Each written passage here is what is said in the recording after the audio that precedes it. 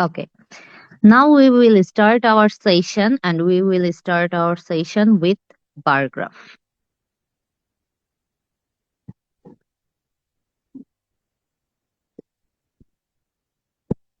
Bar chart is the most important topic of writing task 1. Writing task 1 এর সবথেকে significant যে chart that is bar chart.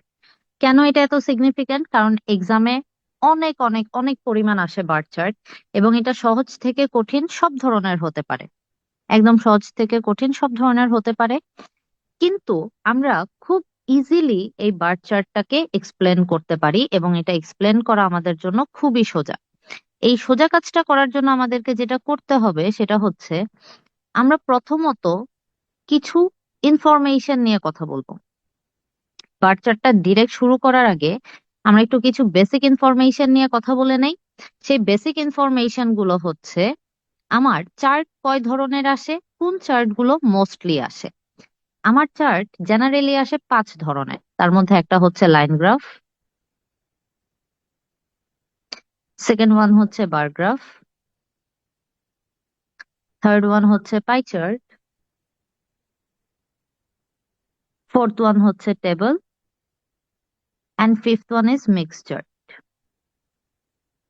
Mix chart কোনটা? Mix chart হচ্ছে যেখানে এই 4 ধরনের চার্টের যে কোনো 2টা চার্ট একসাথে আসবে, অর্থাৎ একটা লাইন গ্রাফের সাথে একটা পাই চার্ট আসতে পারে, অথবা বার গ্রাফের সাথে টেবিল আসতে পারে, অথবা টেবিলের সাথে পাই চার্ট আসতে পারে, অর্থাৎ এদের যে কোনো 2টা একসাথে আসবে। এই ধরনের গ্রাফগুলোকে আমরা বলতেছি মিক্স চার্ট। ঠিক আছে, তাহলে আমার টোটাল চার্ট আছে এই 5 ধরনের। এই 5 ধরনের চার্ট ছাড়াও রাইটিং টাস্ক 1-এ আমার আরো 2টা টপিক আছে, তার মধ্যে একটা হচ্ছে ম্যাপ, আরেকটা হচ্ছে প্রসেস। প্রসেস জেনারেল এক্সামে অনেক কম আসে, বেশিরভাগ ক্ষেত্রেই চার্টস গুলোই আসে, তাই আমাদের মেন টার্গেট হচ্ছে চার্টস। আমরা চার্টস এক্সপ্লেন করতে যদি শিখে যাই তাহলে আমাদের জন্য রাইটিংটা অনেক বেশি ইজি হয়ে যাবে। তাহলে আমরা শুরু করতেছি বার চার্ট দিয়ে। বার চার্টকে আমি জেনারেলি 3টা টাইপে ভাগ করে দিয়েছি: টাইপ 1, টাইপ 2 অ্যান্ড টাইপ 3। এই টাইপগুলোতে যদি আপনারা ফোকাস রাখেন, প্রত্যেকটা টাইপ ধরে যদি আপনি বার চার্ট গুলোকে আলাদা করে দিতে পারেন তাহলে আপনার জন্য রাইটিংটা অনেক অনেক অনেক বেশি সহজ হয়ে যাবে। যেমন টাইপ 1-এ আমি যেই ধরনের বার চার্ট গুলো রাখতেছি সেগুলো হচ্ছে যাদের এক্স অক্ষ বরাবর টাইম দিয়ে দেওয়া থাকবে, ওয়াই অক্ষ বরাবর ডেটা দিয়ে দেওয়া থাকবে এবং বারগুলোর ভেতরে বিভিন্ন টপিক দিয়ে দেওয়া থাকবে। আমি আরেকবার রিপিট করছি, এক্স অক্ষ বরাবর টাইম থাকবে, ওয়াই অক্ষ বরাবর ডেটা থাকবে এবং বারগুলোর ভেতরে টপিক দিয়ে দেওয়া থাকবে। এই ধরনের বার চার্ট গুলো হচ্ছে সবচেয়ে ইজিয়েস্ট বার চার্ট, একদম ইজি, পানির মতো সোজা। এই ধরনের বার চার্ট গুলো লেখার জন্য আমরা খুব সিম্পলি ব্যবহার করব increase, decrease, fluctuation, highest, lowest, remained constant,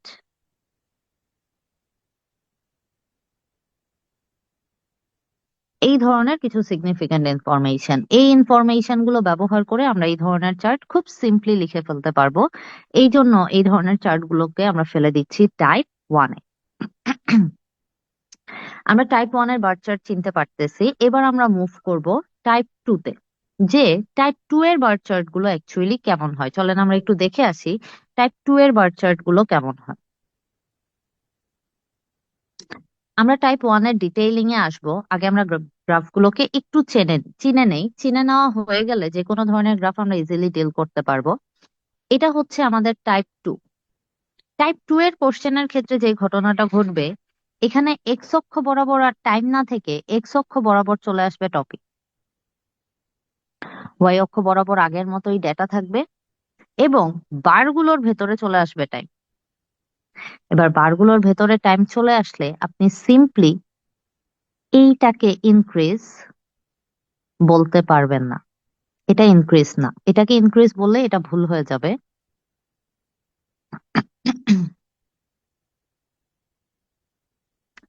তখন আমাকে ইনক্রিজ ডিক্রিজ হিসাব করতে হয় প্রত্যেকটা টপিকে আলাদা আলাদা।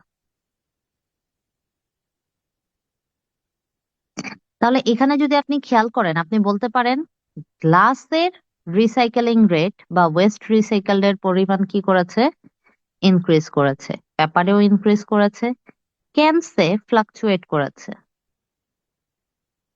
প্লাস্টিকেও ইনক্রিজ করেছে। দ্যাট মিনস টাইপ 2 এর জন্য বার গ্রাফের যে টাইপ 2 আছে, টাইপ 2 এর ক্ষেত্রে আমরা ইনক্রিজ ডিক্রিজ ফ্লাকচুয়েশন ব্যবহার করতে পারবো, কিন্তু এই ইনফরমেশন গুলো আমাকে ব্যবহার করতে হবে আলাদা আলাদা টপিকে, সেপারেট টপিক ওয়াইজ। টোটালটাকে একসাথে করতে পারবো না, কারণ প্লাস্টিক থেকে ক্যানে ইনক্রিজ হওয়া পসিবল না। প্লাস্টিকেরটা প্লাস্টিকের ইনফরমেশনে থাকবে, ক্যানেরটা ক্যানের ইনফরমেশনে, পেপারেরটা পেপারে, গ্লাসেরটা গ্লাসে। এই ধরনের চার্ট গুলোকে আমরা ফেলতেছি টাইপ 2 তে। তাহলে টাইপ 2 এর ক্ষেত্রে মেজর যে ইনফরমেশনটা সেটা হচ্ছে এই জায়গায় ইনক্রিজ ডিক্রিজের সাথে সাথে রাইটিংটা লেখার টাইমে আমাকে কম্পেয়ারও করতে হবে, কম্পেয়ার করা মাস্ট। এবার এই ধরনের চার্টে আমার দুই ধরনের কম্পারিজন আসে। দুই ধরনের কম্পারিজন মানে এখানে আপনি টপিক গুলোর মধ্যে কম্পেয়ার করতে পারেন, অর্থাৎ টপিক ওয়াইজ কম্পারিজন।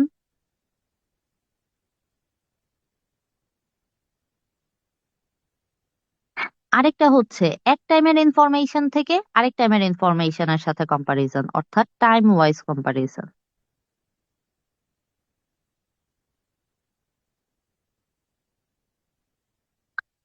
এই দুই ধরনের কম্পারিজন করাটা আমাদের জন্য অনেক অনেক অনেক বেশি ইম্পর্টেন্ট। এই দুই ধরনের কম্পারিজন যদি আপনি আপনার এই টাইপ 2 এর চার্টস গুলোতে না দেখান, তাহলে কিন্তু আপনার টাস্ক অ্যাচিভমেন্টের যে নাম্বার সেই নাম্বারটা আপনি ভালো পাবেন না। টাস্ক অ্যাচিভমেন্টে ভালো নাম্বার পেতে হলে টাইপ 2 এর চার্টস গুলোতে আমাকে ইনক্রিজ ডিক্রিজ ফ্লাকচুয়েশন যেমন দেখাতে হবে, সেই সাথে কম্পেয়ারও মাস্ট বি দেখাতে হবে। কারো যদি কোনো কোশ্চেন থাকে, আপনারা আপনাদের কোশ্চেন গুলো আমাকে একটু জিজ্ঞেস করতে পারেন।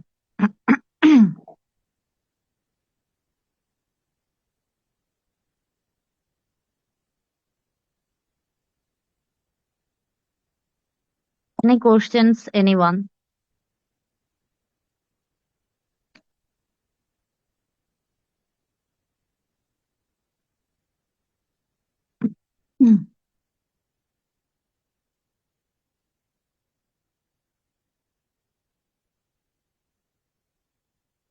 ওকে, যদি কোনো কোশ্চেন না থেকে থাকে তাহলে আমরা আমাদের পড়াশোনায় ফিরে যাচ্ছি। ওকে, কথা ঘোষ আপু জিজ্ঞেস করেছে যে টাইপ 1টা আরেকবার ক্লিয়ার করবো কিনা। অবশ্যই আপু, আরেকবার ক্লিয়ার করে দিব।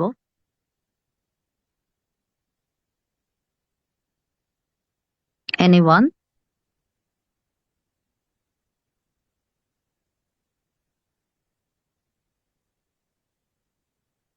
ওকে, তাহলে আমরা আমাদের পড়া ফিরে যাচ্ছি। আপু টাইপ 1টা সম্পর্কে আরেকবার জানতে চেয়েছে, আমি বলে দিব। কিন্তু আপাতত আমরা যেই জায়গাটাতে আছি ওইটার একটু শেষ করে নেই, শেষ করে তারপর আমরা আবার টাইপ 1-এ মুভ করব, ঠিক আছে? ওকে, থ্যাংক ইউ এভরিওয়ান। ওকে, তাহলে আমরা টাইপ 2টাকে চিনতে পারছি, এবং টাইপ 2 এর জন্য ম্যান্ডেটরি যেই দুইটা বিষয় সেই দুইটা বিষয় আমরা বুঝতে পারলাম যে টাইপ 2 এর ক্ষেত্রে আমাকে এই দুইটা জিনিস অবশ্যই অবশ্যই কি রাখতে হবে, মাথায় রাখতে হবে। লেখার টাইমে এগুলো আমাকে মেনটেন করতে হবে। এবার আসেন টাইপ 3। টাইপ 3 এর কোশ্চেন গুলো কেমন হয়? টাইপ 3 এর কোশ্চেন গুলো হচ্ছে সব থেকে সিগনিফিক্যান্ট কোশ্চেন, কারণ সব থেকে বেশি পরিমাণ কমপ্লেক্সিটি এই জায়গাটাতেই থাকে। ওকে, টাইপ 3। টাইপ 3-তে আমরা দেখব এক্স অক্ষ বরাবর আমাকে টপিক দিয়ে দিয়েছে, ওয়াই অক্ষ বরাবর আমাকে ডেটা দিয়ে দিয়েছে, এবং বারগুলোর ভেতরেও আমাকে আবারও টপিক দিয়ে দিয়েছে। যদি একটু খেয়াল করেন, এখানে লিখেছে 15 to 24, this is a age group. যেহেতু এটা একটা এজ গ্রুপ, তার মানে আমি সিম্পলি বুঝতে পারছি এটা কোনো টাইম না। তাহলে এটা এক ধরনের এজ গ্রুপ, এটা আরেকটা এজ গ্রুপ, এটা আরেকটা এজ গ্রুপ, গেল এগুলো। বারের ভেতরে যদি আপনি খেয়াল করেন, এই ঝাপসা যে জিনিসটা সেটাকে বলতেছে মেল পার্সেন্টেজ, ডার্ক ব্ল্যাক যেটা সেটাকে আমাকে বলতেছে ফিমেল পার্সেন্টেজ। একটু খেয়াল করেন তো, এটা মেল পার্সেন্টেজ, এটা ফিমেল পার্সেন্টেজ। মেল পার্সেন্টেজ থেকে কি ফিমেল পার্সেন্টেজে ডিক্রিজ করা পসিবল? এটা কখনোই পসিবল না। দ্যাট মিন্স এই সিচুয়েশনটাকে আমরা কখনোই ডিক্রিজ বলতে পারবো না। গেল একটা ইনফরমেশন। সেকেন্ড ইনফরমেশনে ফোকাস দেন। আপনি বলতে পারেন এটা মেল পার্সেন্টেজ, এটাও মেল পার্সেন্টেজ, এটাও মেল পার্সেন্টেজ, তাহলে এইটা মনে হয় ডিক্রিজ করেছে।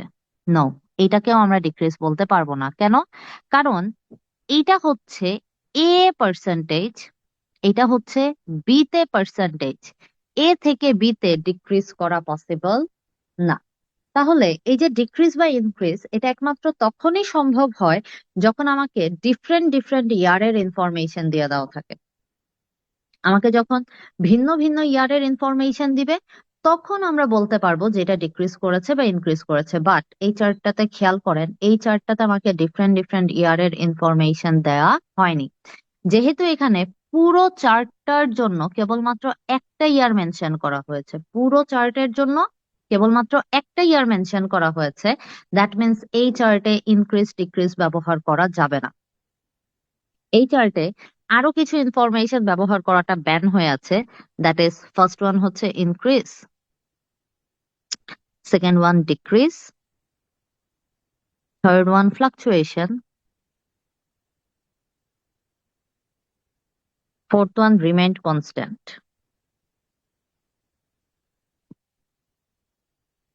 যদি এই ইনফরমেশন গুলো আমরা ইউজই করতে না পারি, তাহলে আমরা কি ইউজ করব? আমাদের হাতে কি ইউজ করার জন্য আছে? এই ইনফরমেশন গুলো ছাড়া আমি যে জিনিসটা ব্যবহার করতে পারবো, দ্যাট ইজ অনলি কম্পারিজন। এখানে আমাকে ব্যবহার করতে হবে কম্পারিজন। এই কম্পারিজনের মধ্যে কে কে আছে? এই কম্পারিজনের মধ্যে আছে,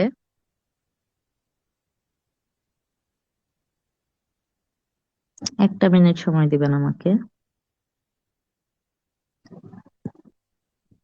এই কম্পারিজনের মধ্যে আছে হাইয়েস্ট কে, লোয়েস্ট কে, which is a superlative degree.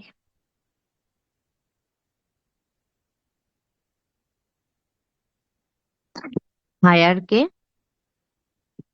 Lower কে, which is a comparative degree. Lastly, sentence making এর জন্য আমি যে টেকনিকটা ফলো করব সেটা হচ্ছে কে কার থেকে কতটুকু কম, অথবা কে কার থেকে কতটুকু বেশি। এই কাজগুলো করার টাইমে আমাকে যে কাজটা করতে হবে সেটা হচ্ছে আমাকে এজ গ্রুপ মধ্যে কম্পেয়ার করতে হবে, এজ গ্রুপ গুলোর মধ্যে কম্পেয়ার। সেকেন্ড ওয়ান হচ্ছে মেল অ্যান্ড ফিমেল পার্সেন্টেজে কম্পেয়ার।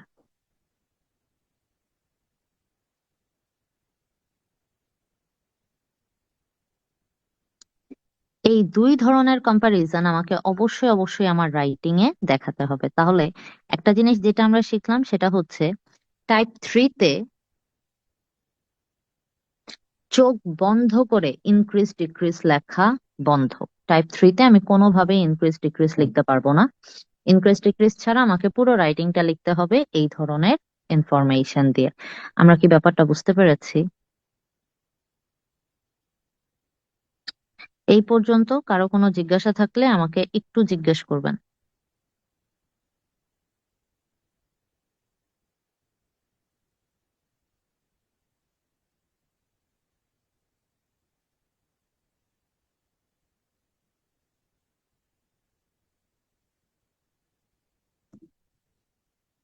ওকে, যেহেতু সবাই বলতেছে বুঝতে পেরেছি, তাহলে আমরা পড়াশোনায় ব্যাক করে যাই। তাহলে এখন যে ঘটনাটা ঘটেছে সেটা হচ্ছে আমাদের তিনোটা টাইপ চেনা হয়ে গেছে। এবার আমরা একটু ডিটেলসে দেখব যে এক একটা চার্টকে লিখতে হয় কিভাবে, বা লিখার সহজ পদ্ধতিগুলো কি, বা লেখার টাইমে আমাকে কোন কোন বিষয়গুলো মনে রাখতে হবে। এই জিনিসটা জানাটা আমার জন্য অনেক বেশি ইম্পর্টেন্ট।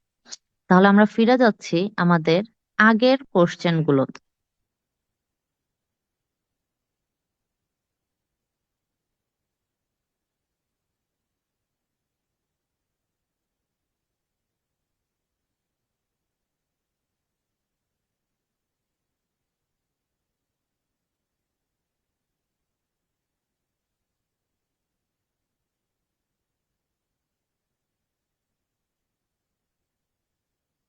ওকে, আমরা এই কোশ্চেনটা নিয়ে কাজ করা শুরু করেছিলাম।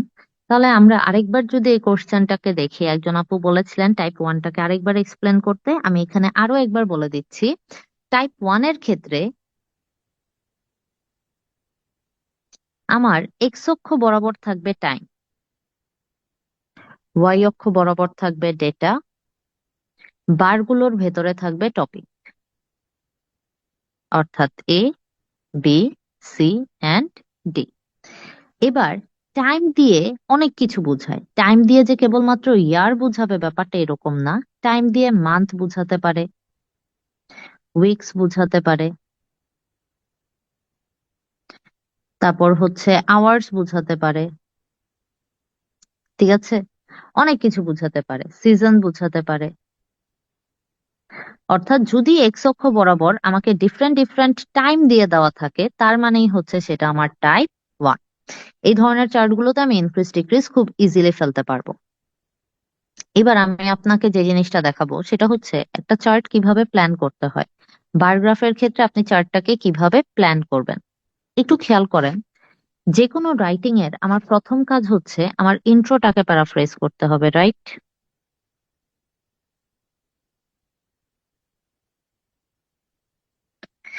ইন্ট্রো প্যারাফ্রেজিং এর টাইমে আমরা যে কাজটা করব, প্রথমত কোন ধরনের চার্ট এসেছে সেটা আইডেন্টিফাই করে দেব।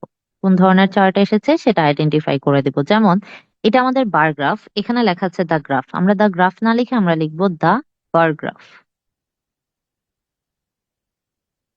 এরপর লিখেছে শোস, আমরা লিখবো illustrates.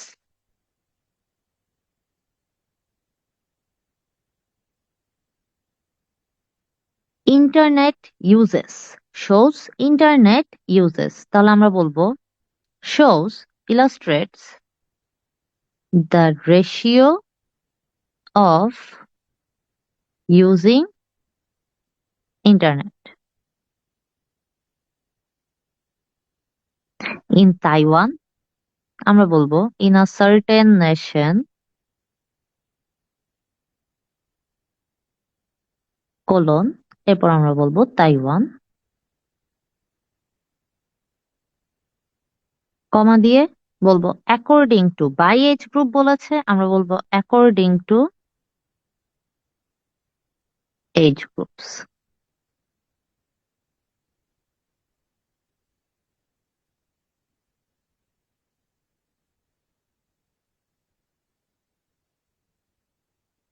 In the years 1998, 1999 and 2000. This is the paraphrasing. Okay, paraphrasing হয়ে গেলে এবার আমাকে যে কাজটা করতে হবে সেটা হচ্ছে আমাকে আমার ওভারঅল লিখতে হবে। এবার ওভারঅল লেখার টাইমে আমাকে আমার টাইপ গুলো ক্লিয়ার করতে হবে। তাহলে এই যে আমরা বার গ্রাফকে তিনটা টাইপে ভাগ করে দিলাম, type one, type two, type three, ঠিক একইভাবে পাই চার্ট, ম্যাপ, প্রসেস, এদেরকেও, শুধু এদেরকে না, এরা ছাড়া বাকি যারা আছে মিক্স চার্ট, তারপর হচ্ছে লাইন গ্রাফ, এদের সবাইকেই এরকম বিভিন্ন ক্লাসিফিকেশনে ভাগ করা যায়, কোনোটাকে দুইটায়, কোনোটাকে তিনটায়। এবং এই ক্লাসিফিকেশনস অনুযায়ী পড়লে আমার রাইটিংটা খুবই ইজি হয়ে যায়। এই জন্য আমরা 31 জানুয়ারির মধ্যে যে স্টুডেন্টরা এক্সাম দিবে তাদের জন্য রাইটিং এর একটা ক্র্যাশ কোর্স নিয়ে এসেছি। যে ক্র্যাশ কোর্সে আমি রাইটিং এর এই প্রত্যেকটা টাইপ ধরে ধরে সবাইকে বুঝিয়ে দিব যে কিভাবে রাইটিংটা লিখলে আমরা খুবই ভালো একটা মার্কস গেইন করতে পারবো।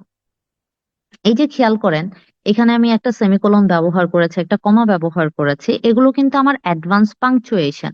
এবং রাইটিং এ যখন আমি অ্যাডভান্স পাংচুয়েশন ব্যবহার করব তখনই কিন্তু আমাদের গ্রামারের যে নাম্বারটা আছে সেই নাম্বারটা একটু রেইজ হবে। এবং সেই সাথে আপনি দেখেন আমি যে ভোকেব গুলো ব্যবহার করেছি, সার্টেন, অ্যাকর্ডিং, এগুলো কিন্তু আমি অলমোস্ট চেষ্টা করেছি সব বি2 লেভেলের ওয়ার্ড ব্যবহার করার, কারণ যেহেতু আইএলটিএস টা আমাদের বি2 লেভেলের, এই জন্য আমরা এই ওয়ার্ডস গুলো ব্যবহার করেছি। এরকম টপিক বেস আরো অনেক ভোকেব আছে বি2 লেভেলের যেগুলো আমাকে শিখতে হবে আমার রাইটিংটাকে লেখার জন্য। এই জন্য আগামী 4th জানুয়ারি আমাদের একটা রাইটিং ক্র্যাশ কোর্স শুরু হচ্ছে, যেখানে আমরা মাত্র 10টা ক্লাসের মাধ্যমে আপনাকে ফুল রাইটিং এর একটা প্রিপারেশন দিয়ে দিব। ওকে,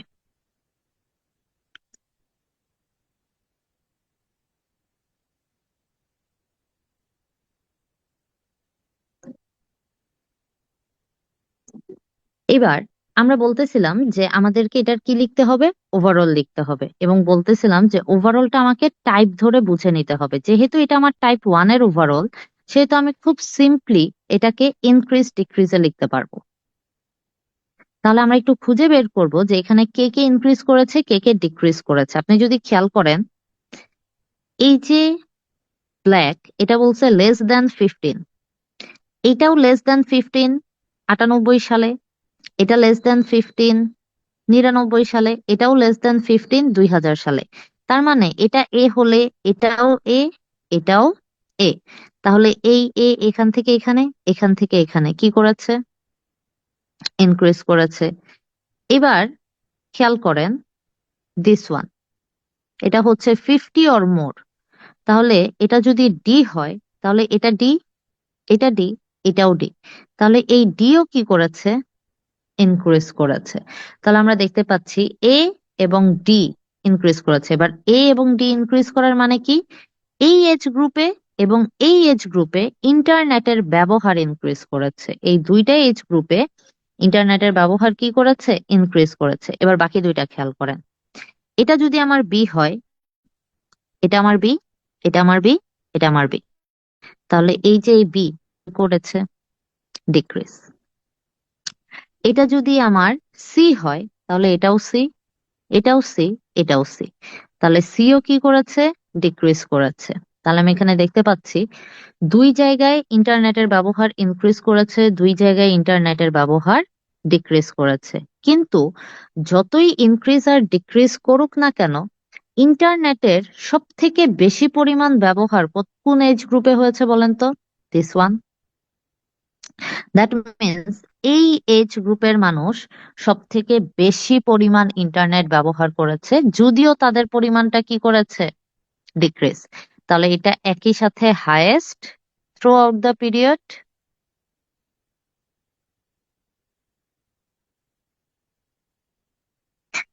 এবং সাথে ডিক্রিজও করেছে। আবার এটা লোয়ার বাকি দুইটার তুলনায়, কিন্তু থ্রু আউট দ্য পিরিয়ড এরা কি করেছে, ইনক্রিজ করেছে। এই ইনফরমেশন গুলো দিয়েই আমি আমার ওভারঅল লিখবো। তাহলে চলেন আমরা একটু ওভারঅলটা পড়ে আসি। বলতেছে people age 16 to 30, this one, 16 to 30, this one, that means this one highest ছিল এবং ডিক্রিজ করেছে। এই যে বলতেছে where the largest group, largest means highest, of internet users in all 3 years, 3 বছরে সব থেকে বেশি পরিমাণ ইন্টারনেট ইউজ এরাই করেছে।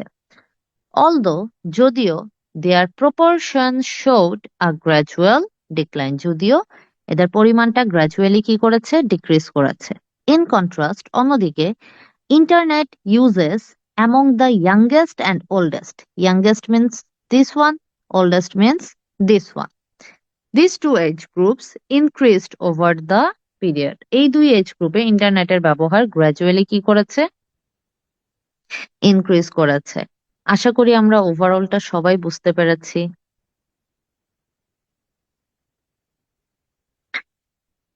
কারো কোনো কোশ্চেন থাকলে একবার করে নিতে পারেন।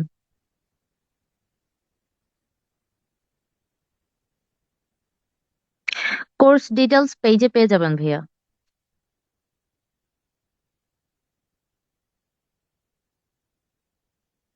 জি আপু, ক্লাসটা এইভাবে জুমেই করানো হবে। আপনি জুম লিংক আমি দিয়ে দিব, ওই জুম লিংকে আপনি জয়েন করলেই ক্লাস করতে পারবেন।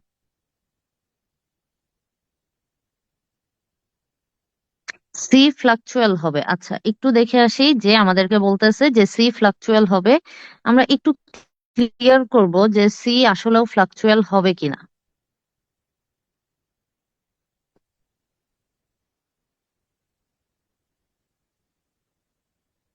ওকে, আমরা সি হিসেবে ধরে নিয়েছিলাম এটাকে। ফ্লাকচুয়েশনের ব্যাপারটা হচ্ছে আমাকে ইনক্রিজ করতে হবে, ইনক্রিজ করে তারপর ডিক্রিজ করতে হবে, অথবা ডিক্রিজ করতে হবে, ডিক্রিজ করে তারপর ইনক্রিজ করতে হবে। কিন্তু সি আমার 41 ছিল, 41 থেকে 39 হয়েছে, হুইচ ইজ আ ডিক্রিজ। আবার 39 থেকে 37 হয়েছে, which is also a decrease. তাহলে যেহেতু দুইটা ডিক্রিজ আছে, এটাকে আমরা ডিক্রিজ বলবো, এটাকে ফ্লাকচুয়েট বলা পসিবল হবে না। আশা করি কোশ্চেনটা যার ছিল তার ক্লিয়ার হয়ে গেছে।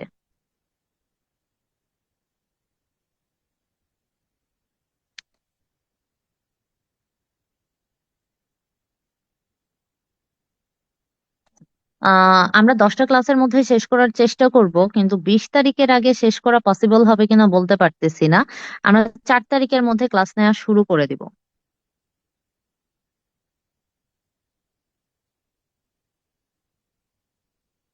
ওকে, তাহলে নিবিড় ভাইয়া, আশা করি যে সি কেন ফ্লাকচুয়েশন হবে না আপনি সেটা বুঝতে পেরেছেন। না আপু, কোশ্চেনটা ক্যামব্রিজ বুক থেকে নেওয়া হয়নি, এগুলো রিসেন্ট কোশ্চেন আপু।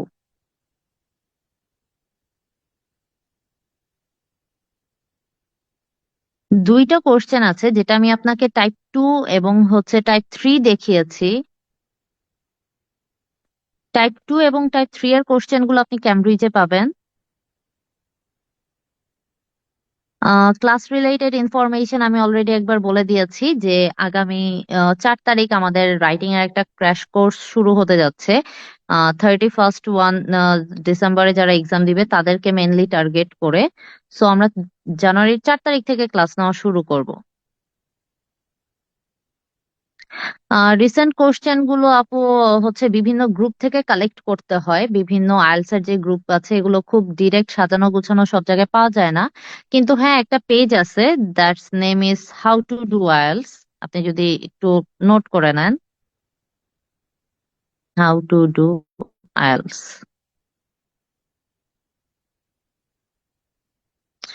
এই পেজটাতে আপনি জেনারেলি সকল ধরনের রিসেন্ট কোশ্চেন্স গুলো পেয়ে যাবেন। রাইটিং এর পুরো মডিউলটা, task 1 and task 2 both. Sorry ভাইয়া, আমরা লাইভ সেশন নিব না, আমরা জুম সেশন নিব। যেহেতু এটা একটা পেইড কোর্স, সো আমরা জুম সেশন নিব।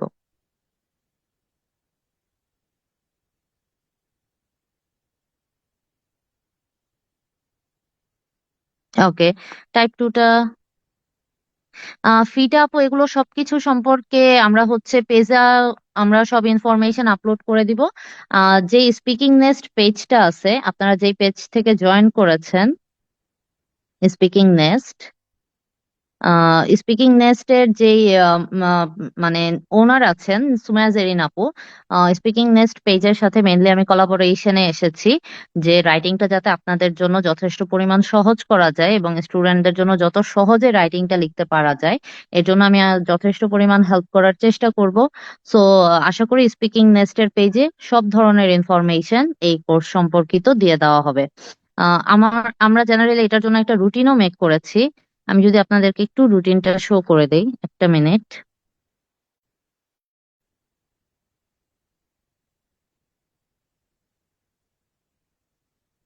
Give me some Times.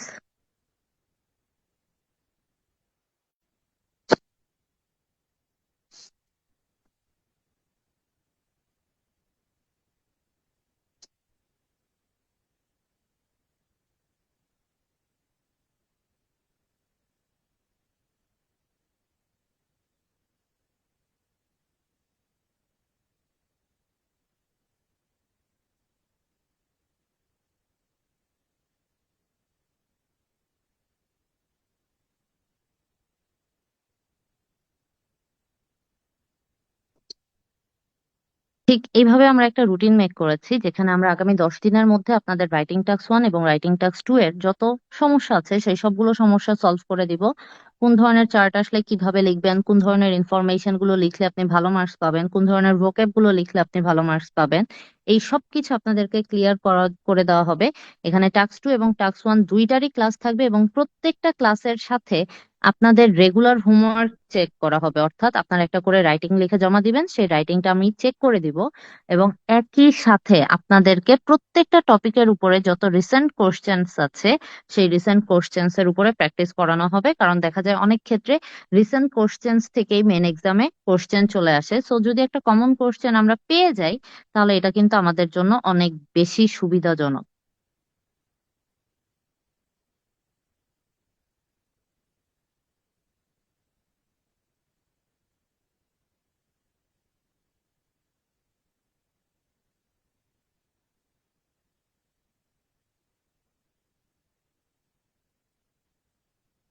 জি জি আপু, এটা সবার জন্য। আপু, মেবি আপনি মাত্রই জয়েন করেছেন, শারমিন আপু। টাইপ 1 2 3 এর যে ব্যাপারটা, এটা হচ্ছে পার্সোনালি আমার গ্রো করা। যে বারগ্রাফকে আমরা তিনটা টাইপে ভাগ করে দিয়েছি, এই তিনটা টাইপ অনুযায়ী পড়লে যে কোনো ধরনের বারগ্রাফ আসলে আপনি এই তিনটার যে কোনো একটা টাইপে ফেলে দিয়ে তারপর আপনি বারগ্রাফটাকে ইজিলি লিখে ফেলতে পারবেন। আমরা রেকর্ড ক্লাস অবশ্যই আপলোড করে দিব, সো আপনি যেহেতু মিস করে ফেলেছেন, রেকর্ডিংটা একবার দেখে নিলে আশা করি আপনি বুঝে যাবেন। ওকে, any more questions, anyone? আচ্ছা ভাইয়া, কোর্স করলে কেমন স্কোর আশা করা যায়? ভাইয়াটার নাম বা আপুটার নাম এখানে দেওয়া নাই। আহ, ভাইয়া, স্কোরটা তো মানে অ্যাকচুয়ালি কোর্সের উপরে ডিপেন্ড করে না। আপনি কতটুকু পড়ছেন, কতটুকু প্র্যাকটিস করছেন, গাইডলাইন কতটুকু ফলো করছেন, তার উপরে ডিপেন্ড করে। এবং সেগুলো আপনি এক্সাম হলে আসলেও অ্যাপ্রোপ্রিয়েটলি অ্যাপ্লাই করতে পারছেন কিনা তার উপরে ডিপেন্ড করে। এখন দেখা যায় ভাইয়া, কোর্স করার পরে অনেকে 8 8.5ও পাচ্ছে, আবার সেই একই কোর্স করার পরে অনেকে 5 5.5ও পাচ্ছে। তো সেই ক্ষেত্রে দেখা যায় যে অ্যাকচুয়ালি কোর্সের উপরে তো নাম্বারটা অ্যাকচুয়ালি ডিপেন্ড করে না। স্পিকিং কোর্সের বিষয়ে কিছু কাইন্ডলি বলবেন? ওকে, স্পিকিং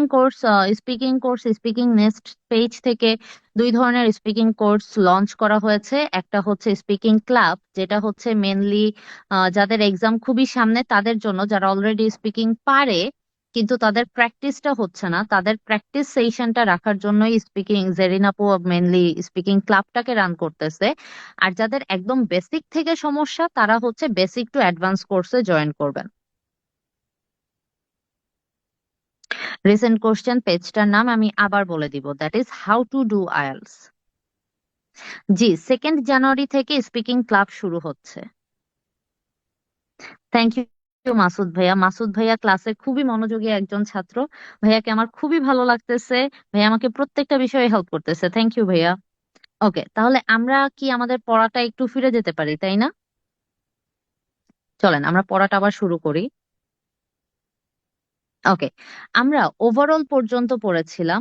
এখন আমরা দেখব যে বডি প্যারাগ্রাফটা কিভাবে লেখা যেতে পারে। আমরা এতটুকু অন্তত জানি যে রাইটিং টাস্ক ওয়ানে আমাকে দুইটা বডি প্যারাগ্রাফ লিখতে হবে, মিনিমাম দুইটা বডি প্যারাগ্রাফ লিখতে হবে। দুইটা বডি প্যারাগ্রাফ লেখার জন্য আমাকে যে কাজটা করতে হবে, আমাকে ইনফরমেশন গুলো অর্ধেক বডি প্যারাগ্রাফ ওয়ানে অর্ধেক বডি প্যারাগ্রাফ টুতে লিখতে হবে। এখন সব সময় তো আর ধরা বাঁধা অর্ধেক অর্ধেক লেখা যায় না। এই জন্য আমরা যে কাজটা করব, ইম্পর্টেন্ট ইনফরমেশন গুলোকে আগে দিব, আর বাকি ইনফরমেশন গুলোকে বডি প্যারাগ্রাফ টুতে দিয়ে দিব। ওগুলো যে ইম্পর্টেন্ট না ব্যাপারটা এরকম না, বাট বেশি সিগনিফিক্যান্ট যেগুলো ওগুলো আগে দিয়ে তারপর আমি বাকি ইনফরমেশন গুলো বডি প্যারাগ্রাফ টুতে দিয়ে দিব। যেহেতু এখানে আমাকে তিনটা সাল দিয়ে দেওয়া হয়েছে, তাহলে আমি সিম্পলি যে কাজটা করতে পারি সেটা হচ্ছে, আমি 98 আর 99 সালের ইনফরমেশন লিখে দিব বডি প্যারাগ্রাফ ওয়ানে, 2000 সালের ইনফরমেশন লিখে দিব বডি প্যারাগ্রাফ টুতে। এবার কথা হচ্ছে ইনফরমেশন গুলোকে লিখবো কিভাবে। খেয়াল করেন, 98 সালে সর্বোচ্চ পরিমাণ ইন্টারনেট ব্যবহার করেছে যাদের বয়স ছিল 16 থেকে 30 বছর, দে আর দ্য হাইয়েস্ট। এবং তাদেরকে ফলো করে ইন্টারনেটের ব্যবহার 41% করেছে যাদের এইজ ছিল 31 to 50। Highest, second highest, highest, second highest. এবং এই একই টাইমে less than 15, 50 or more than 15, এই দুই এজ গ্রুপের মানুষের ইন্টারনেটের ব্যবহার ছিল 2% এবং 4% রেসপেক্টিভলি। এই জায়গাটাতে রেসপেক্টিভলি বলাটা বাধ্যতামূলক। কেন বাধ্যতামূলক এবং এটা কেন লিখতে হচ্ছে খেয়াল করেন। এই ধরনের ডেটা প্রেজেন্টেশনকে বলা হয় গ্রুপ ডেটা। গ্রুপ ডেটা মানে কি? গ্রুপ ডেটা মানে হচ্ছে এখানে আমি দুইটা ভিন্ন ভিন্ন টপিকের দুইটা ভিন্ন ভিন্ন ইনফরমেশন দিব। ধরে নেন এ অ্যান্ড বি এর পার্সেন্টেজ ওয়ার 20% অ্যান্ড 30%। এ হচ্ছে 20% এবং বি হচ্ছে 30%। এটা ক্লিয়ারলি বোঝানোর জন্য আমাকে এর পরে বলতে হবে রেসপেক্টিভলি। এই ধরনের দুইটা ভিন্ন ভিন্ন ইনফরমেশনকে একসাথে প্রেজেন্ট করার জন্য আমরা যেই সেন্টেন্সটা মেক করি এটাকে বলা হয় গ্রুপ ডেটা। তো এখানে আমি একটা গ্রুপ ডেটা প্রেজেন্ট করে দিব। গ্রুপ ডেটাটা প্রেজেন্ট করার পরে আমি মুভ করব সেকেন্ড ইয়ারে, যেখানে আমাকে বলা হচ্ছে এই যে যারা সর্বোচ্চ ইন্টারনেটের ব্যবহার করেছিল তারা সর্বোচ্চই আছে, কিন্তু তাদের পরিমাণটা ডিক্রিজ করেছে, 53 থেকে 45-এ চলে এসেছে। Same goes for age group 31 to 50, তারা 41 থেকে 39-এ চলে এসেছে। কিন্তু অন্যদিকে এই দুই এজ গ্রুপে ইন্টারনেটের ব্যবহার 2 থেকে 8 হয়ে গেছে এবং 4 থেকে 8 হয়ে গেছে। একটা 3 গুণ, 2 থেকে 4 হয়ে, সরি 3 গুণ না 4 গুণ, 2-কে 4 দিয়ে গুণ করলে আমরা পাই 8। এটাকে বলা হয় 4-fold। খুব ইম্পর্টেন্ট একটা ভোক্যাব। কোনো একটা পরিমাণ যদি 4 গুণ বেড়ে যায় তখন তাকে বলা হয় 4-fold। 3 গুণ বেড়ে গেলে বলা হয় 3-fold। দ্বিগুণ বেড়ে গেলে বলা হয় ডাবল। তাহলে আগে ছিল 2, এখন হয়ে গেছে 8। তাহলে আমরা বলবো 1 বছর পরে এই এজ গ্রুপে ইন্টারনেট ব্যবহারের পরিমাণ 4 গুণ বেড়ে গেছে এবং এই এজ গ্রুপে ইন্টারনেটের ব্যবহার ডাবল হয়ে গেছে। একটা 4 গুণ আর একটা ডাবল। এইভাবে আমি 98 সাল পর্যন্ত, সরি 99 সাল পর্যন্ত আমার ইনফরমেশন দেওয়া কমপ্লিট করে দিব বডি প্যারাগ্রাফ 1-এ। এই পর্যন্ত ইনফরমেশন দেওয়ার পরে আমি বডি প্যারাগ্রাফ 2-তে মুভ করব এবং বডি প্যারাগ্রাফ 2-তে গিয়ে আমি বলবো যে 2000 সালেও এরা সেম ট্রেন্ডই মেনটেন করেছে। এবার সেম ট্রেন্ড মেনটেন করার মানে কি? সেম ট্রেন্ড মেনটেন করার মানে হচ্ছে যে ইনক্রিজ করছিল সে ইনক্রিজই করছে, যে ডিক্রিজ করছিল সে ডিক্রিজই করছে। এইটাকে বলা হয় সেম ট্রেন্ড মেনটেন করা। এই পর্যন্ত কি কারো কোনো কোশ্চেন আছে কিনা? যদি থাকে আমাকে একটু জিজ্ঞেস করবেন। আপু, আমার নামটা হচ্ছে জাফরিন।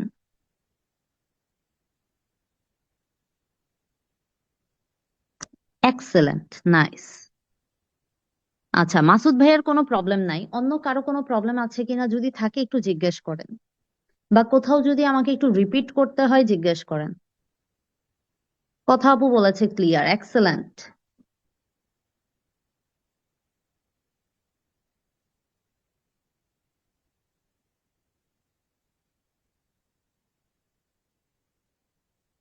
ওকে, তাহলে আমরা পড়াশোনায় ফিরে যাই। তাহলে আমাদের কিন্তু ইনফরমেশন গুছানো শেষ। এবার আমাদের কাজ হচ্ছে আমাকে ইনফরমেশনটা লিখতে হবে এবং এই ইনফরমেশনটা আমি আপনাকে নিচে খুবই সুন্দরভাবে লিখে দিয়েছি। আপনি যদি একবার পড়েন, বলেছে ইন 1998, তার মানে আমি ফার্স্ট ইয়ার নিয়ে কাজ করা শুরু করেছি।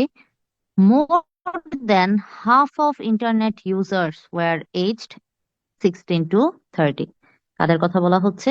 এদের কথা বলা হচ্ছে। 53, 53 মানে হচ্ছে 50-র বেশি। 50 মানে হচ্ছে হাফ, 100-এর হাফ হচ্ছে 50। তাহলে বলতেছে টোটাল পার্সেন্টেজের অর্ধেকের বেশি, মোর দেন হাফ মানে অর্ধেকের বেশি, অর্ধেকের বেশি ইন্টারনেট ইউজার্স হচ্ছে 16 থেকে 30 বছরের। ফলোড বাই মানে এদেরকে ফলো করেছে এজড 31 to 50। এদেরকে ফলো করে এই বছরের মানুষজন ইন্টারনেট ব্যবহার করেছে 41%।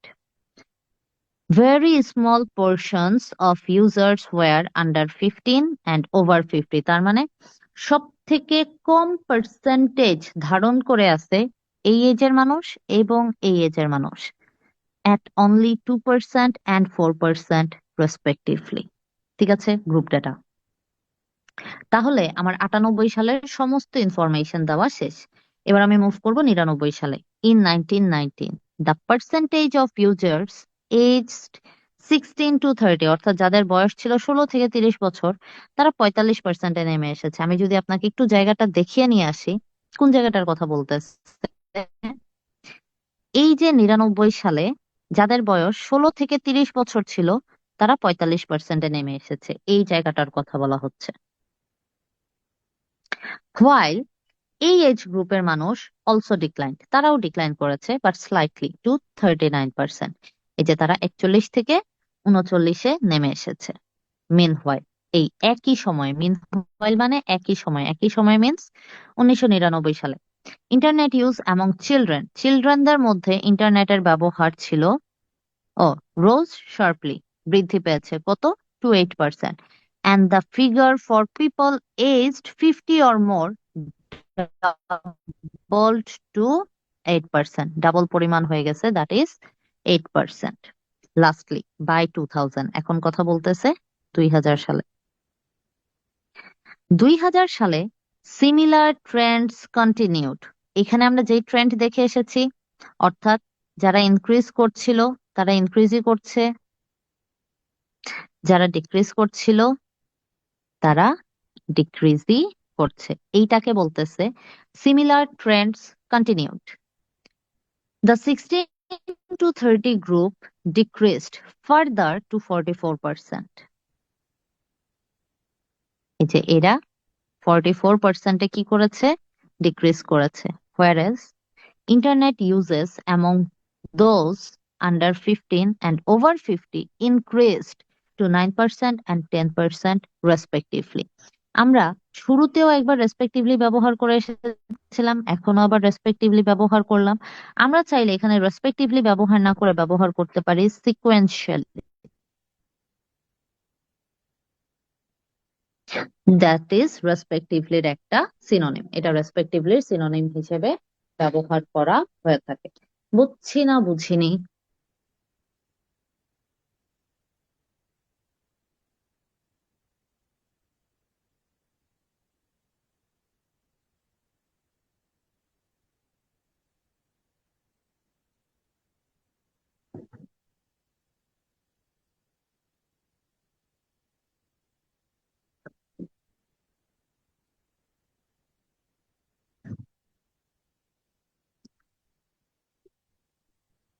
Very good.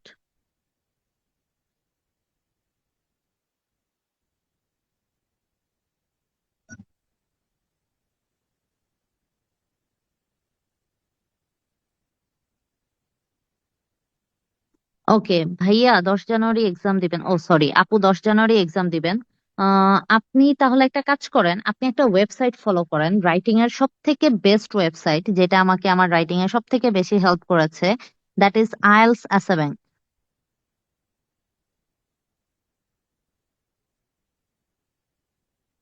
ও সরি, আমি পুরোটা লিখতে ভুলে গেছি। এখানে আপনি গুগলে আইএলস অ্যাসাব্যাংক লিখে সার্চ দিলে দেখবেন একটা লোগো আসতেছে 7+। এই ওয়েবসাইটেতে চলে গেলে আপনি ওইখানে দেখবেন লেখা আছে চার্টস, বা হচ্ছে টাক্স 2, টাক্স 1 এবং টাক্স 2। টাক্স 1-এ চার্টস লেখা থাকে এবং টাক্স 2-তে টাক্স 2 লেখা থাকে। এই ওয়েবসাইটটা থেকে যদি আপনি রাইটিংটা ফলো করেন, তাহলে আমি আশা করি আপনার জন্য ভালো হবে। ফোরফোল্ড আপু এরকম বানান করেই লিখবো। উম ভাইয়া, এরকম স্যাম্পল অ্যান্সার কোন পেজে পাবেন সেটা তো বলতে পারছি না, কারণ স্যাম্পল অ্যান্সারটা আমার নিজের মেক করা, এটা আমি নিজে লিখেছি।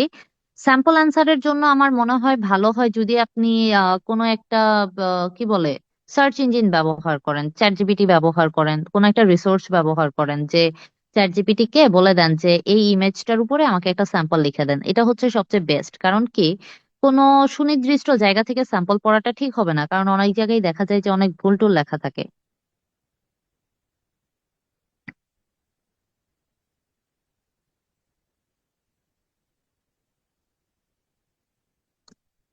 আপু স্পিকিং এর জন্য ওয়েবসাইট, স্পিকিং এর জন্য অ্যাকচুয়ালি আমি কোনো ওয়েবসাইট বলতে পারতেছি না। স্পিকিং এর জন্য ভালো হয় আপনি যদি রিসেন্ট কোশ্চেন্স গুলো পড়েন। জেরিন আপু প্রতিনিয়তই আপনাদের জন্য নতুন নতুন রিসেন্ট কোশ্চেনের যে পিডিএফ আছে সেটা তৈরি করতেছে এবং গ্রুপে দিয়ে দিচ্ছে, পেজে দিয়ে দিচ্ছে। রিসেন্ট কোশ্চেন গুলো পড়েন এবং রেগুলার প্র্যাকটিস করেন। স্পিকিং এর মেন ব্যাপারটাই হচ্ছে প্র্যাকটিস। ওকে, প্যাসিভ সেন্টেন্স লিখতে যদি প্রবলেম হয় তাহলে অবশ্যই আপনাকে ভয়েসের উপরে প্র্যাকটিস করতে হবে। ভয়েসের একটা গ্রামার ক্লাস করে ফেলেন। ভয়েসটা অনেক বেশি ইম্পর্টেন্ট, শুধু রাইটিং এর জন্য না, স্পিকিং এর জন্য, এবং রাইটিং এও ভয়েসটা অনেক বেশি ইম্পর্টেন্ট। কারণ আপনি যখন ম্যাপ লিখবেন, প্রসেস লিখবেন, ওইখানে আপনাকে প্রত্যেকটা sentence, each and every sentence আপনাকে প্যাসিভ স্ট্রাকচারে লিখতে হবে। তো প্যাসিভ স্ট্রাকচারে যদি প্রবলেম থাকে, it is a big deal.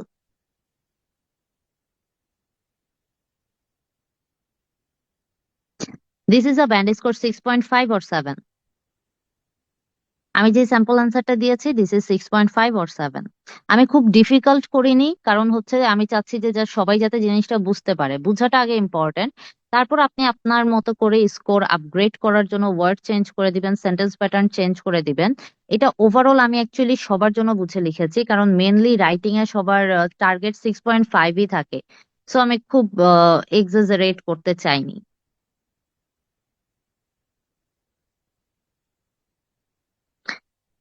Grammar resources হিসেবে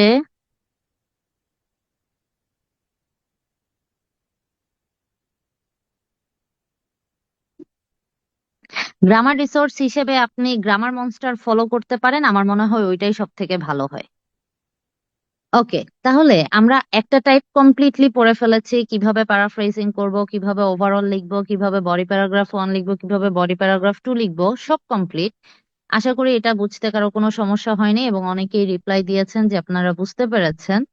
সো আমি নেক্সট দুইটা টাইপে মুভ করব। নেক্সট দুইটা টাইপে আমি আপনাদেরকে বলে দিব যে গ্রাফগুলোকে কিভাবে প্ল্যান করতে হয়। লিখার প্রসিডিওরটাও আমি আপনাকে বলে দিব, কিন্তু লিখার কাজ আপনাদের, আমি এটা লিখে দিব না। এবার আসেন এই গ্রাফটা আমরা দেখি, যেটা আমাদের ছিল টাইপ 2, যেখানে আমরা বলেছিলাম যে এক্স অক্ষ বরাবর থাকবে টপিক, ওয়াই অক্ষ বরাবর থাকবে ডেটা। আমি এই কথাগুলো আগেও বলে এসেছি।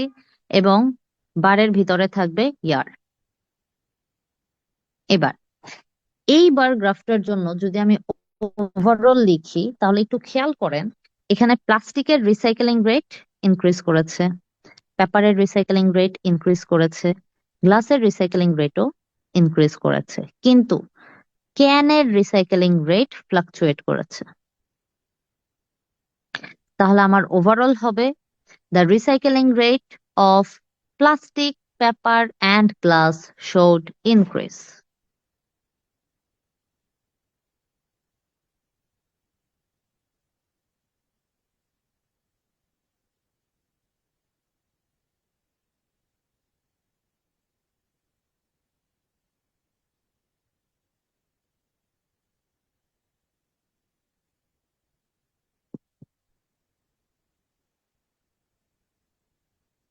Where only cans rate denoted fluctuation.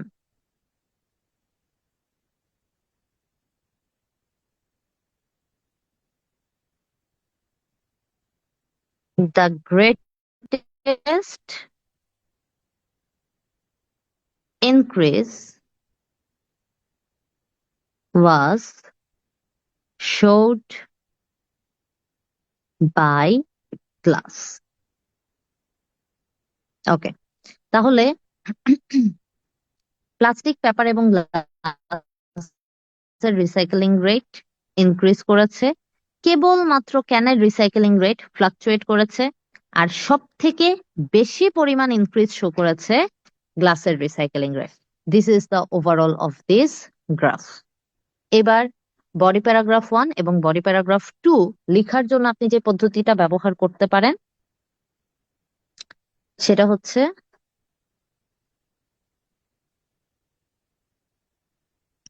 আপনি চাইলে পেপার এবং গ্লাস এই দুইজনের ইনফরমেশন লিখতে পারেন বিপি 1-এ, প্লাস্টিক এবং ক্যানের ইনফরমেশন লিখতে পারেন বিপি 2-তে। অথবা 92 এবং 97 সালের ইনফরমেশন লিখতে পারেন বিপি ওয়ানে, 2002 সালের ইনফরমেশন লিখতে পারেন বিপি টুতে। কিভাবে লিখবেন এটা কমপ্লিটলি আপনার ইচ্ছা, বাট এতটুকু মাথায় রাখবেন যে এখানে আমাকে দুই ধরনের কম্পারিজন অবশ্যই অবশ্যই দেখাতে হবে। একটা হচ্ছে এক টপিকের সাথে আরেক টপিকের কম্পারিজন, টপিক কম্পারিজন, এবং আরেকটা হচ্ছে টাইম কম্পারিজন, অর্থাৎ এক ইয়ারের সাথে আরেক ইয়ারের কম্পারিজন। ঠিক আছে, এই হচ্ছে আমার টাইপ 2 এর রাইটিং পদ্ধতি। আরো ডিটেলস আছে, এগুলো আরো ডিটেলস করা যায়। যেমন আপনি বলতে পারেন এটা ইনক্রিজ করেছে, ইনক্রিজ করার পরে কনস্ট্যান্ট ছিল, এটা ডিক্রিজ করার পরে নোটিসেবল ইনক্রিজ দেখিয়েছে,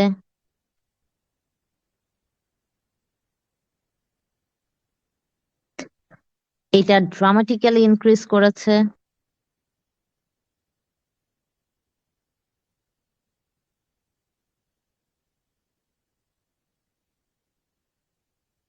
ঠিক আছে, প্রত্যেকটা জায়গা ধরে ধরে এটা কোন পজিশনে আছে, এটা জাস্ট বিলো 30% আছে, এটাকে বলা হয় জাস্ট বিলো 30%।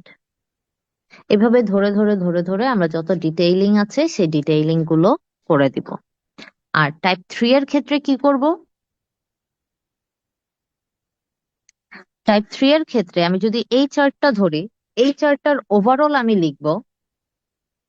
খেয়াল করেন, এটা এটা মেল, এটা ফিমেল, এখানে মেল বেশি, ওকে, মেলের পরিমাণ বেশি, এখানে ফিমেলের পরিমাণ বেশি, এখানেও ফিমেলের পরিমাণ বেশি, এখানে ফিমেল পরিমাণ বেশি, এই এজ গ্রুপেও ফিমেল বেশি, এই এজ গ্রুপেও ফিমেল বেশি। আমাকে এখানে দেখানো হইতেছে doing regular physical activity.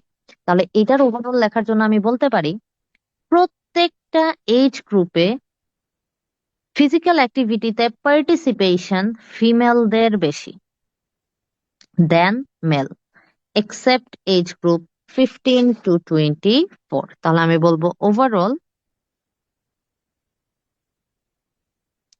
In all age groups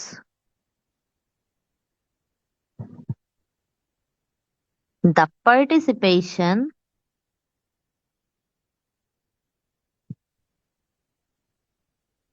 of female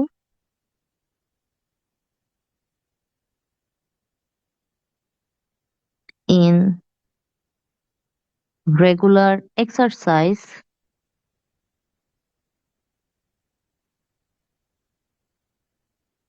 একটা minute,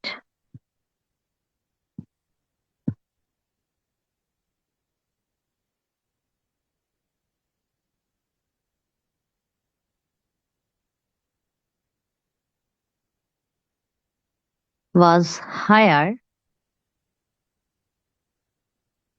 than male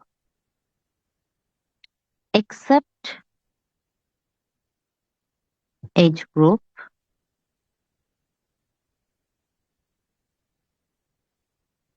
15 to 24 where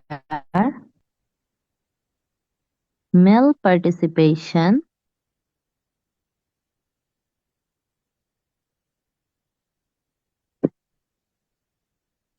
was higher। ঠিক আছে, তাহলে এই চার্টের ক্ষেত্রে আমি এইভাবে ওভারঅল লিখতে পারি, পুরো চার্টটাকে অ্যানালাইসিস করে যে কোথায় কার পরিমাণ বেশি কার পরিমাণ কম, এইভাবে দুইটা গ্রুপ করে আমি একটা কম্পারিজন রিলেটেড সেন্টেন্সের মাধ্যমে আমার ওভারঅলটাকে শেষ করতে পারি। এরপর বডি প্যারাগ্রাফ 1 আর বডি প্যারাগ্রাফ 2 তে আমি যে কাজটা করতে পারি, যাদের মধ্যে সিমিলারিটিস বেশি আছে,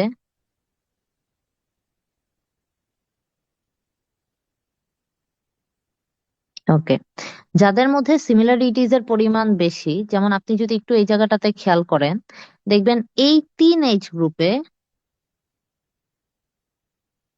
ফিমেলদের পার্টিসিপেশনের পরিমাণটা নিয়ারলি সেম, 52.5, 53.3, 53। তাহলে আমি চাইলে এই তিনজনকে নিয়ে লিখতে পারি বিপি 1, আর বাকি তিনজনকে নিয়ে লিখতে পারি বডি প্যারাগ্রাফ 2। যেখানে আমি এই ইনফরমেশনটাকে বলতে পারি নিয়ারলি সেম। ডিরেক্ট সেম বলবো না, ডিরেক্ট সেম বললে কিন্তু ভুল হয়ে যাবে, আমাকে বলতে হবে নিয়ারলি সেম।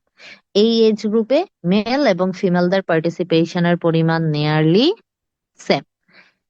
কেবলমাত্র এই এজ গ্রুপে ছেলেদের পার্টিসিপেশনের পরিমাণ মেয়েদের তুলনায় বেশি। ঠিক আছে? এই এজে সরি এই এজে মেয়েরা সব থেকে বেশি পরিমাণ ফিজিক্যাল এক্সারসাইজে ইনভলভ হয়েছে। আর হচ্ছে এই এজ গ্রুপে সব থেকে কম পরিমাণ মেয়ে ফিজিক্যাল অ্যাক্টিভিটিতে ইনভলভ হয়েছে। এই ধরনের যে ডিটেইলিং গুলো আছে, এই ডিটেইলিং গুলোকে অ্যাড করে করে করে করে আমি আমার রাইটিংটাকে কি করতে পারি, কমপ্লিট করে ফেলতে পারি। ঠিক আছে? তাহলে এই ছিল আজকে আমাদের সেশন। আজকে আমরা বায়োগ্রাফের অনেক ইম্পর্টেন্ট একটা টপিক ধরলাম। এখন আপনি যে কোনো বায়োগ্রাফ নিয়ে বসেন, দেখবেন এই তিনটার মধ্যে একটা টাইপে আপনি আপনার বায়োগ্রাফটাকে ফেলতে পারতেছেন। যেটাতে পড়ে যাবে ওই অনুযায়ী তারপর আপনি আপনার রাইটিংটাকে লিখে দিবেন। এই হচ্ছে আপনার কাজ।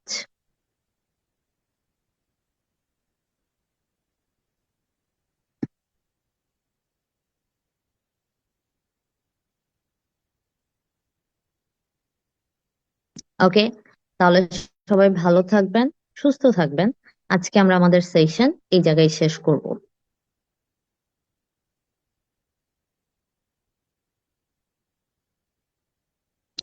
রিসাইকেলড থেকে রিসাইকেলিং হয়ে গেছে, এটা গ্রামারের প্যাটার্ন। এটাকে বলা হয় ওয়ার্ড ফরমেশন চেঞ্জ করা। আপনি নাউন বোঝানোর জন্য জিরান ফর্মও ব্যবহার করতে পারেন, আবার পাস্ট পার্টিসিপল ফর্মও ব্যবহার করতে পারেন। ওটা সেন্টেন্সের উপরে ডিপেন্ড করে তৈরি হয়েছে।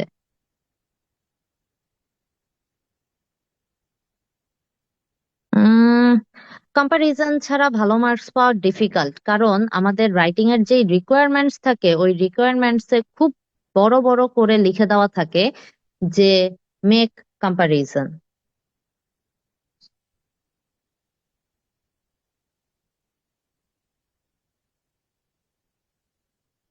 ওয়ালাইকুম আসসালাম এভরিওয়ান।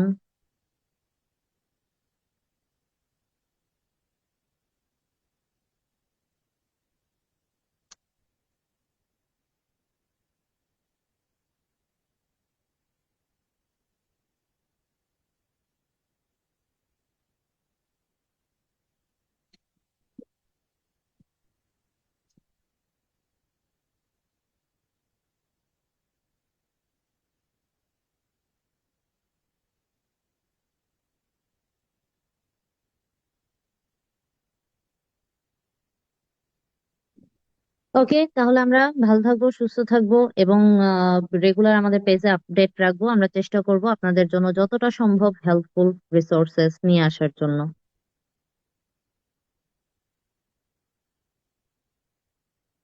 ওকে।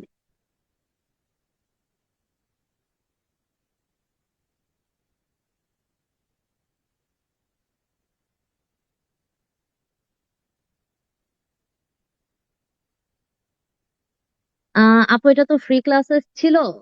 চেষ্টা করব সামনে আরো নেওয়ার, বাট আপাতত এখন আর শিওর